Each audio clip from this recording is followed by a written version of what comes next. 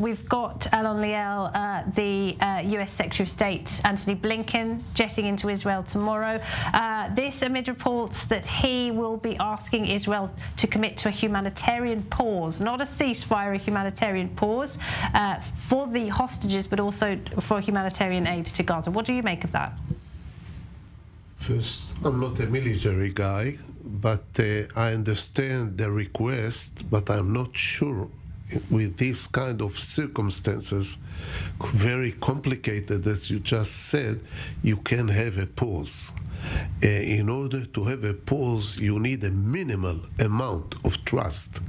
And obviously, trust has been lost before the 7th of October, but definitely after, and I doubt it if such a pause is possible. What I think could be done, parallel, if you take the issue of the hostages and you isolate it and deal with it politically, diplomatically, parallel.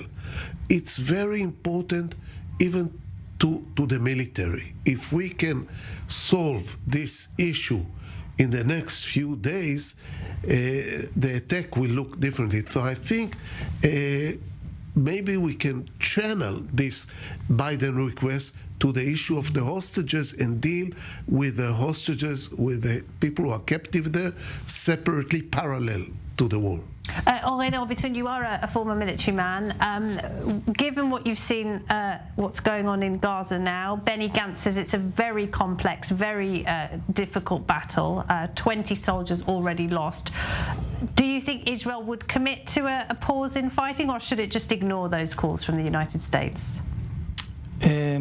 So far, what the Israeli military is doing is, in my point of view, is very good.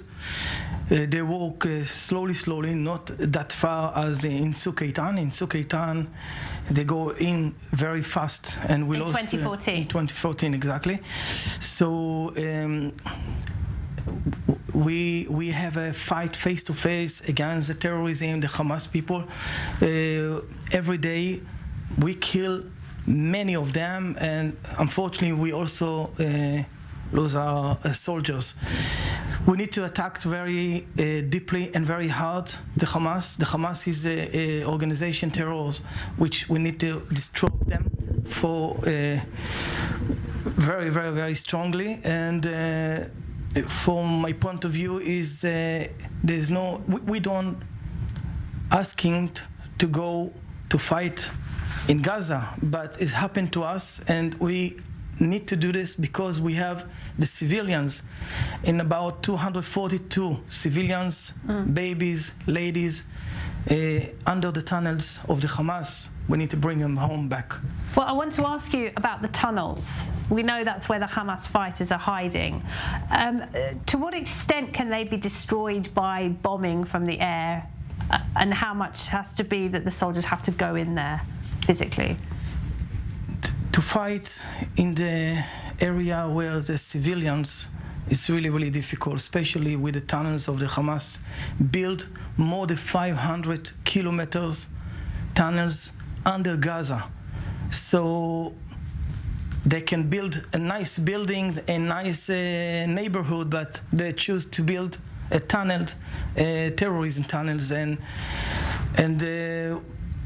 our soldiers need to fight, and very carefully, because otherwise it's going to be very worse for us too.